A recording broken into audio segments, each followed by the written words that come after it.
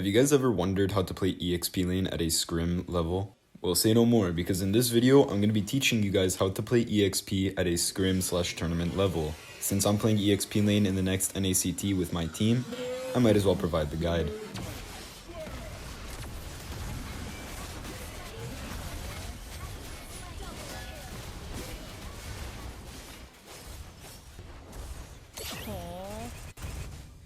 Yo, what's up y'all? So in this video, we are doing a scrim versus Area 77. In the first scrims that we played against them, we lost 2-1, and in this scrims we won 2-0. So it's a little bit of a testament to how our squad has improved over time and with practice. Shout out to absolutely everyone in this video. Everyone on the other team are very good players. Everyone on my team as well, very good players. Anyways, let's get this shit started, because I'm going to teach you guys how to actually play and rotate and decision make like a EXP laner in those professional tournaments that you've seen, like the MPL, like NACT, whatever.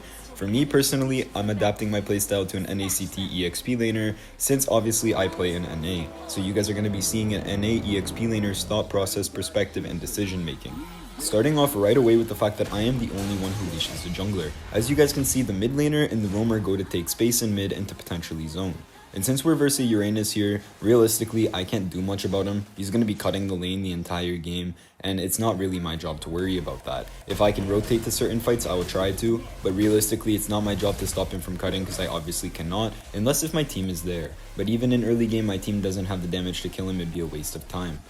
Rotating down to the litho here, trying to get our team to confirm it. Despite not knowing where Julian started and where he is on the map, it is not a bad idea for us to try and take the litho here. Realistically, if Sicilian decided to target the litho before the minions there in mid lane, we would have gotten that litho 200%, but it's okay at the end of the day. During the time that I'm clearing my minions on EXP lane, we managed to get a first blood onto Barang. Now, since we can see that Julian's here, in comms, I'm currently calling out that Julian is top lane, I'm calling out that Uranus is cutting. Obviously, I didn't record the VC for this match. If you guys would want VC recorded, please do let me know. I cannot personally record it, so it is Hajun who's always recording VC, and any of the videos that we have are VCs here. So you guys just need to let me know in the comments, and I will send those screenshots to Hajun being like, hey, my subs want VC recorded. But either way, for the most part, I can still describe and explain my decision making on EXP lane, because in those videos you won't understand my decision making to the full extent, because obviously I'm commenting about a lot of different things. So I thought I'd make a video like this, at least at first, with no VC, just so you guys understand my decisions.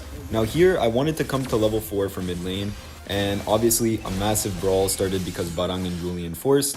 And realistically, despite the fact that nobody ends up dying, Julian got extremely poked, so a turtle is definitely possible, right after this amazing play by Suyu where we managed to kill their Barang again.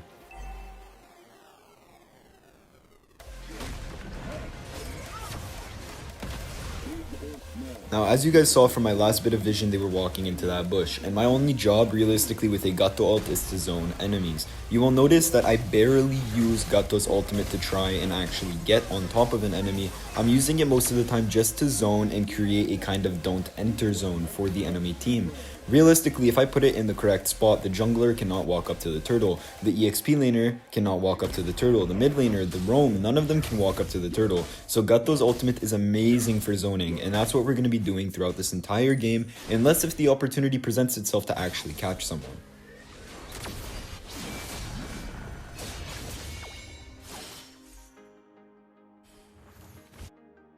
Now, despite missing my taunt like an absolute dumbass, it doesn't really matter, because as you can see, Uranus is already full HP. It's almost impossible for us to kill this Uranus here, because he also does have a revitalize. So realistically, unless if our entire team was hyper focused on him and we have anti-heal, it's like impossible.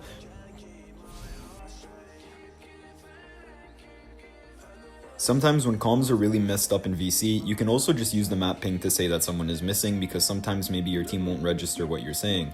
On the other hand, their entire team is pretty much off the map, besides the fact that we can see that Uranus is bot, Barang is dead in mid lane, and Yves is also in mid lane.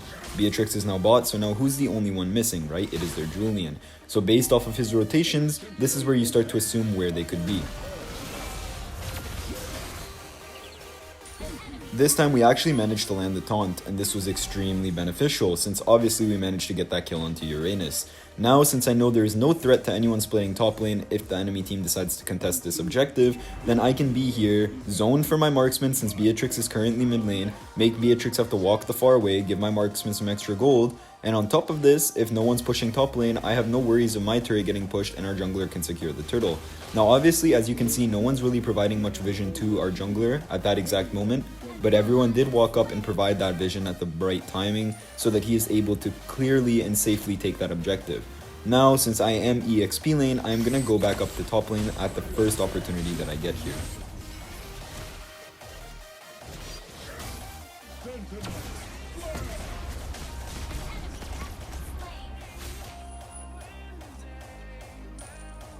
Now, since my team called out that Julian has no dash, and of course he's the jungler, so his spell is not flicker, it is a retry, this is a very easy catch onto Julian.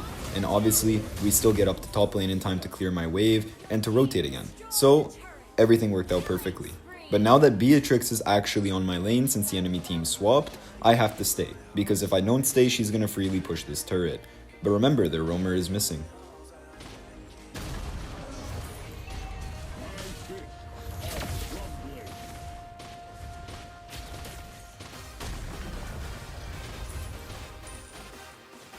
Either way, we were able to easily defend this turret, which is very good for us, and now we can swap with our marksman, since obviously you want to be swapping lanes because it's easier for the EXP to rotate and clear a lane that is already pushed, whereas the marksman job is to push, which means that we can swap lanes and give our marksman the space to be able to potentially push top lane, and if she can't, she's still farming safely because obviously the turret is still intact, she doesn't have to walk out of position to farm.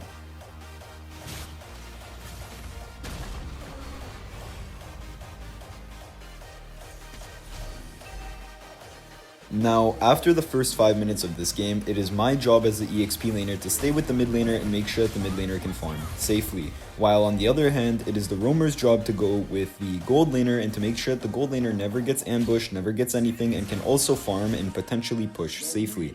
So as you guys can see from our roamer's position and from our gold laner clearing, we can easily push top lane here because now it is a 4v, by the looks of it, 4v3 max on top lane, which means that we can easily push.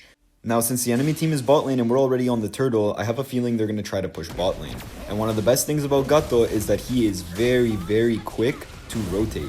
So as you can see, we're going to clear mid lane here, make sure it's fully cleared, and then we're going to immediately run down to bot lane so that Julia can't push.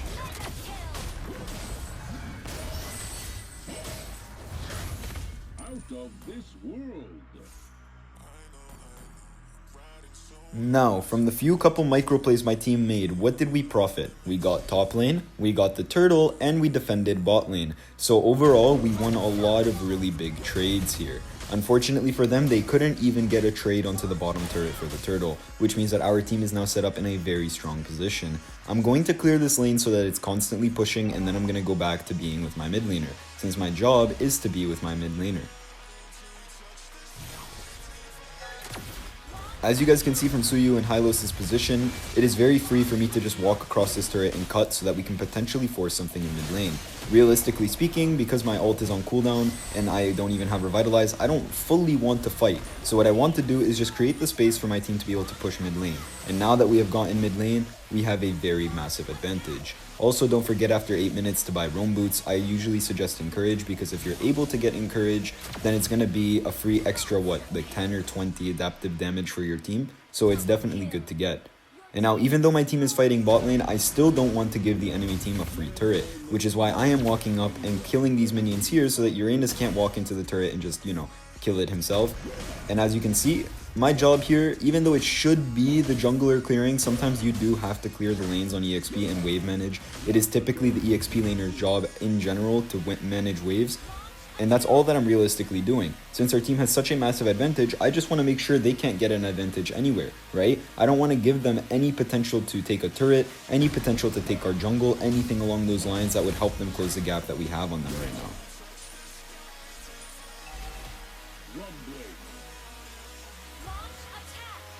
Now, since my jungler is deciding that he wants to do the Lord, all we're going to do is walk up and provide some vision. So me and Hajun here, who is my Hylos, we are going to be walking up and just providing as much vision as possible and not letting the enemy team walk up. We don't need to force a fight, we just need to make sure that the enemy team cannot walk up to this objective. And as you can see, we're able to get a free Lord, and now we can focus on pushing all of the lanes on the map and syncing them so that this Lord is as effective as it possibly can be. Will not falter.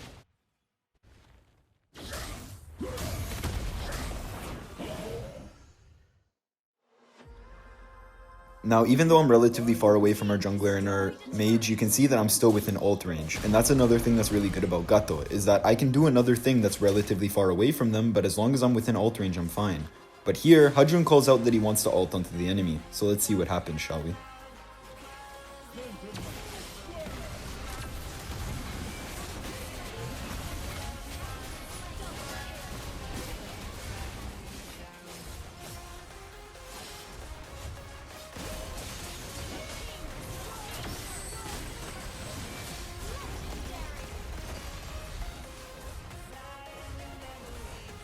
And just like that, when they flickered to escape the Hylos' ultimate, they went right into mine. And that is why synchronicity and decision making in terms of the EXP and roamer is extremely important as well. Either way, I hope you guys do enjoy this video. I hope you learned a thing or two about scrims in general and tournaments in general. These enemies were very good. This was just a game where we played very, very good. I'll see y'all in the next one.